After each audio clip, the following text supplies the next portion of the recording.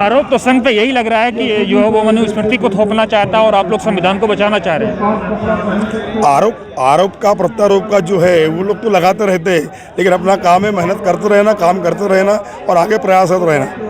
लोग जो कहते हैं वो जो कहने वाले जो लोग हैं बहुत सारे लोग हैं, बहुत अलग अलग पार्टियों के लोग हैं जो कहते हैं कि संविधान खतरे में है। संविधान खतरे में आ गया उस दिन पूरा देश खतरे में आ जाएगा और देश की जनता सड़क पर आ जाएगी। बहुजन समाज का एक आरोप ये भी है कि प्रधानमंत्री जो है उनके बाबा साहब के फूल पे तो माला चढ़ा रहे हैं लेकिन विचारों पे ताला लगा रहे हैं। हाँ, ये बात तो बराबर सही कह रहे हैं आप।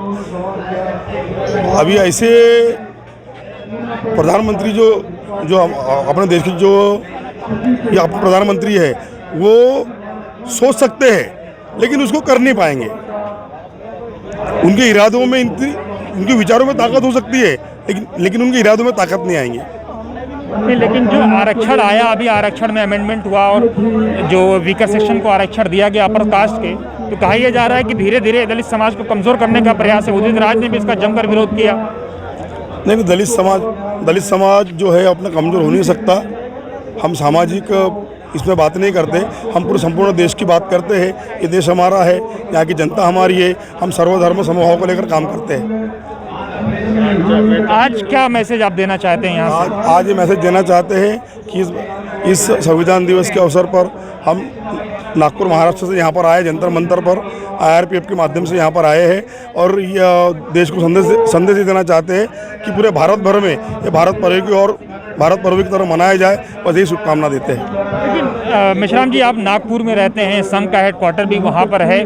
क्या जो संघ के बारे में कहा जाता है उसमें कितनी सच्चाई आप तो ज़मीन पे देख रहे होंगे? हम सारी सच्चाई देख रहे हैं। देखो, संघ की विचारधारा अलग है और संघ की विचारधारा के बारे में हम कैसी बात करेंगे? संघ की विचारधारा के बारे में बात नहीं करेंगे। हम बाबा साहब के विचारों से संबंधित है। बाबा साहब ने एक चीज़ कहा था, अगर कोई लाइन इतनी सी है, इसको बिना हाथ लगाए बिना पेन लगाए इसको बड़ा कैसे किया जाए, तो उसके लिए अपने खुद को बड़ा बनना पड़ेगा, तब जाके इनके विचारों को दबाया जा सकता है। संघ की विचारधारा को अगर दबाना है तो देश में एकजुटता लानी चाहिए। शुक्रिया, बहुत बहुत धन्यवाद।